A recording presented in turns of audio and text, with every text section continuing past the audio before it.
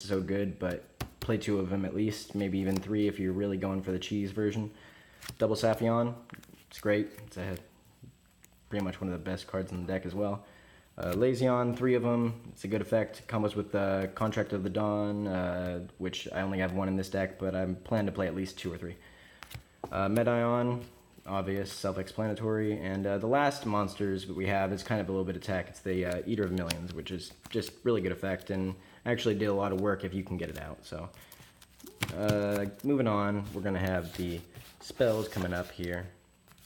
And starting it off, we're going to start off with just 2-Pot Desire. Real simple, real nice. Obvious draw, obvious synergy with the Eater of Millions. It's fine.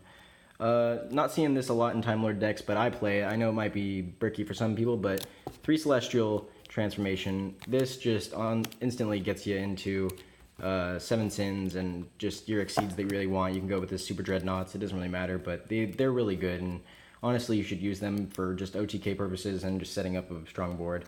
Because these guys, they shovel back to the deck, and obviously, eventually, you run out of them. So it's really good for establishing board presence when you need to get 1 or more out.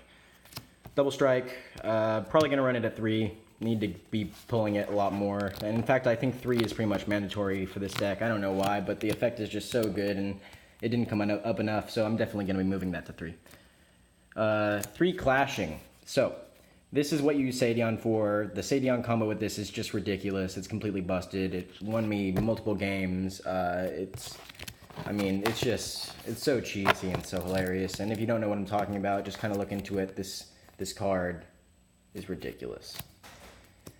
1 for 1, obviously. 1 Terraforming paired with the 2 Mound. Typical. You can run 3 Mound if you really want to, but I prefer the 1 Terraforming just to search. Foolish. Self-explanatory. 1 Contract, like I said, you want to run this at least 2. I'm going to get another one coming in here soon. It just hasn't been shipped yet. Double Light of Redemption. You can run this at 3 if you really want those Time Maidens. And honestly, against like Invoker, definitely run 3. But on average, just play 2. It can brick you sometimes if you don't need it. Finally, the Traps. Really simple. You're just going to want to play the basic 3 Torrential.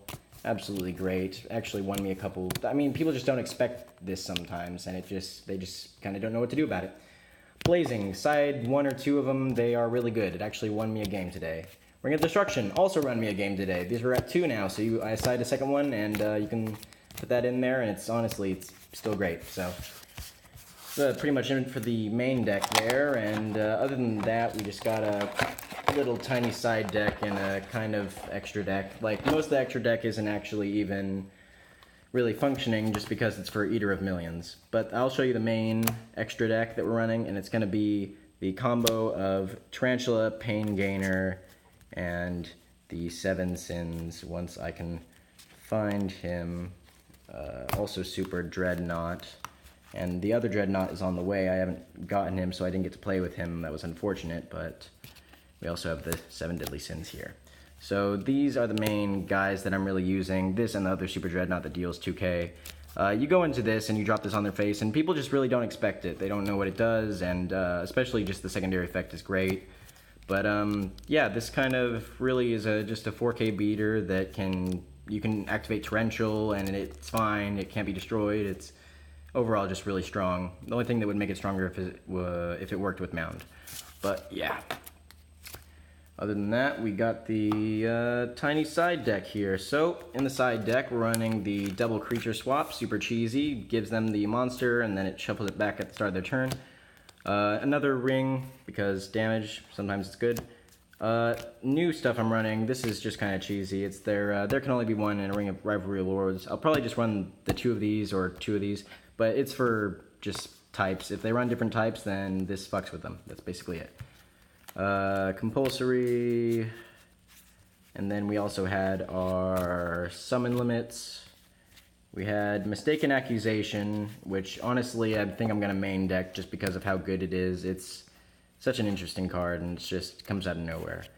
Effect Veiler, obviously I want to run maybe 2 or 3, and probably gonna main deck them but main decking 1 just kind of doesn't make any sense, so I didn't. Imperial Order, obvious, and then finally the 1 Blazing.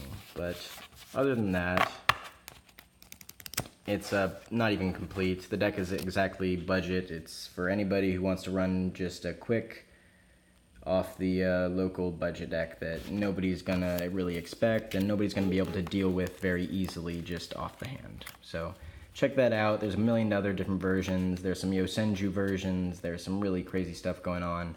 Check out this deck. It's really fun.